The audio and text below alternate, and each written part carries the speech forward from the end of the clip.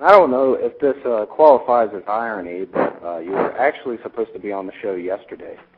That is true. You know what? Yeah. I probably set it up just for that particular reason. That's right.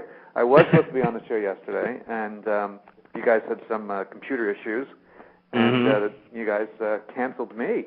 It rescheduled me. So yes, I literally am not supposed to be on the air today. Yeah, and we're not big boys that can throw our weight around like that. So we do apologize. No, that's not a problem. I totally understand, and I as a hobbyist, I'm a computer hobbyist as well. So I know when something is going completely frustratingly wrong that there's nothing you can do at the moment. Now, is Joe in the same room with you, or is he on location somewhere? He is actually at his place. What he does, he calls in just like I do, and we patch him into the board and everything. So, man, that is a gig to have. Yeah. God, if I could tell. I mean, I've telephoned in some of my performances, but you guys literally do. Yeah. You literally do telephone in your performances.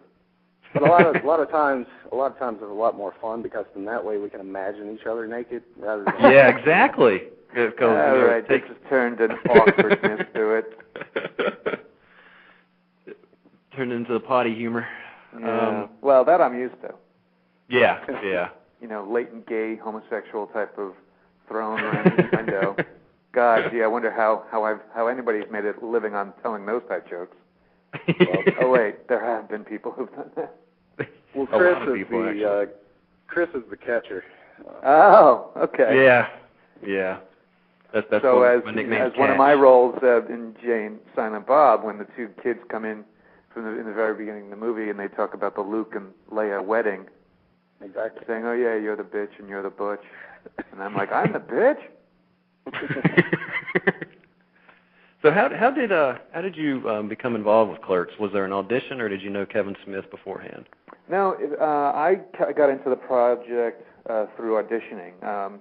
He was holding auditions out of a local community theater that I had done community theater out of, and literally like a month and a half or so before he held his auditions, the owner of the theater had called up a bunch of the other local actors that that use the theater and that perform there, and say, hey, these guys are going to be using our theater to audition actors for a film they're doing, and I'm giving them help by calling around telling them people when the audition is. And I was like, all right, sure. This was still like a month and a half away, and after, it was like it was being held, I think, on a Monday and a Tuesday night.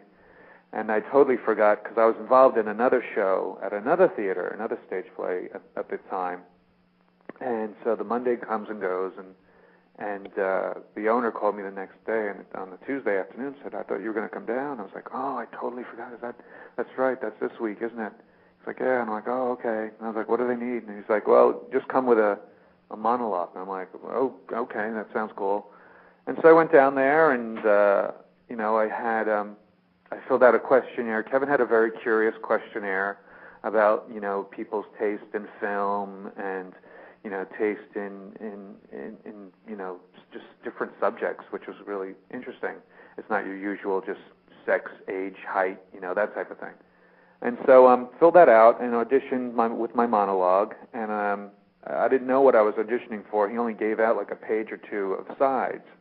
But what he was doing was, after people would do monologues, he was waiting for the owner of the theater to like go into the back of the theater to his office, and stuff like that, to then hand out like the sides of certain scenes, especially like stuff with Jay or stuff that had very sexual overtones, so that he'd want to hear it auditioned, but he didn't want the owner of the theater to know that's the type of movie he was kind of making.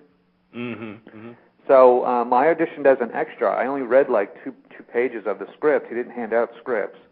And I thought these were just like extra customers or something. Right. I didn't know that they were like the clerks. Like I didn't know that the story was about these two convenience store clerks and a day in the life of. And that's pretty much, he called me back one night. That day, like 2 days later, he called me. He said, I'd love to have you come back and read some more for me. And I was like, okay. And it was like kind of like a 2-day callback session. And even then, I was just like, so who is this guy in the film? I mean, because he had me read, I think he was having me read like the Star Wars discussion scene with the carpenter or one of them.